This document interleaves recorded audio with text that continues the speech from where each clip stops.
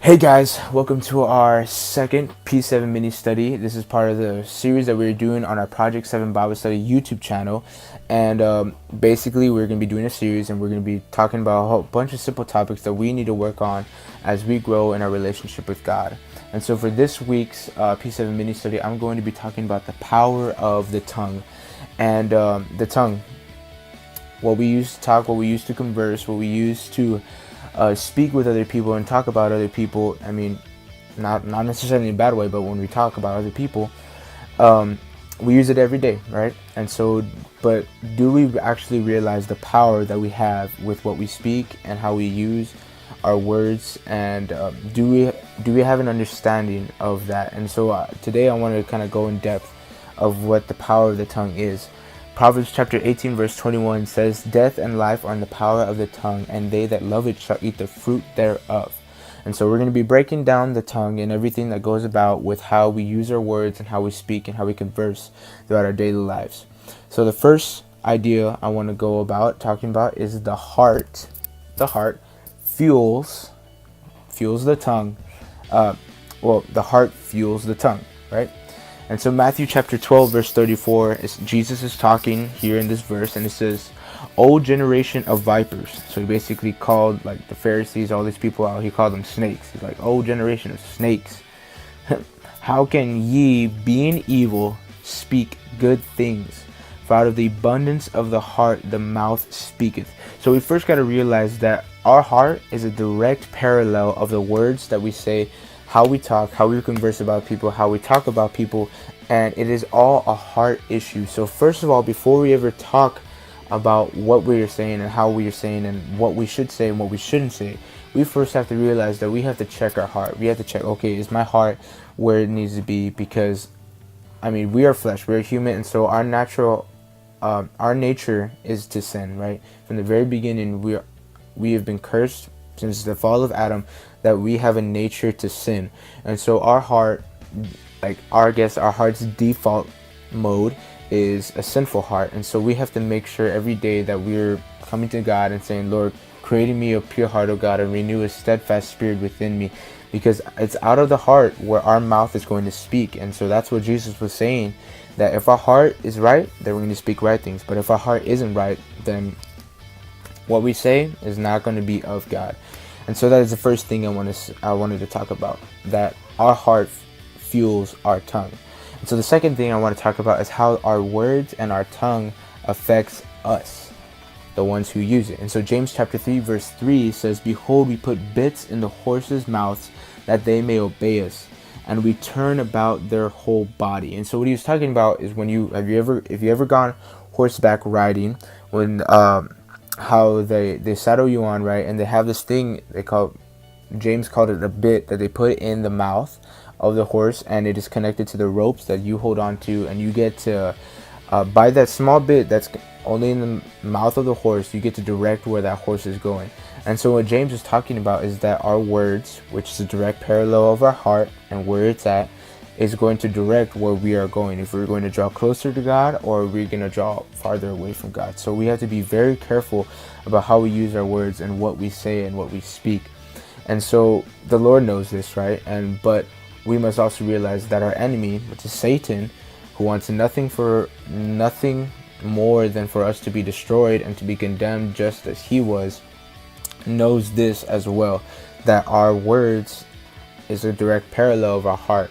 And so he's going to use that to try to draw us farther from God. I can only imagine him saying, if only I can get them to cuss. I mean, if I only can get them to sing along with the words of this song, and then I'll lead them on. Then I'll take them as far away from God as I can. And so it is very, very, very important that we be careful about the words that we're singing along to in songs.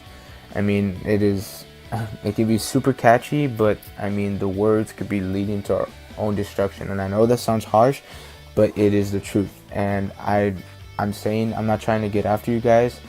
I'm just trying to help you guys because I care for you guys, and I don't want you to end up outside of the will of God in your life. And that is where it's coming from. I'm not trying to get after you guys. I'm not trying to get mad at you guys.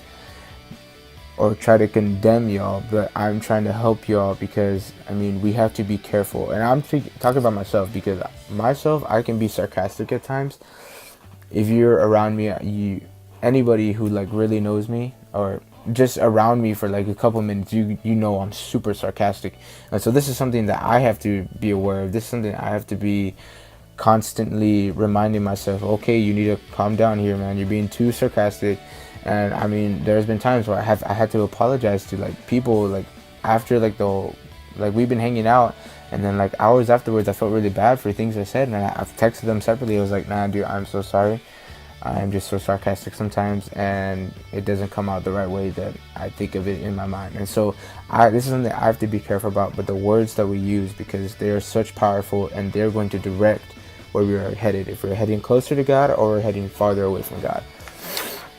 And so we need to get the realization that David had, King David, the one who slayed the giant Goliath, and when he prayed, Psalms chapter 19 verse 14, it says, "Let the words of my mouth and the meditation of my heart be acceptable in thy sight, O Lord, my strength and my redeemer." So David had this realization long before Jesus walked this earth, that the heart and the words that we say, they go together.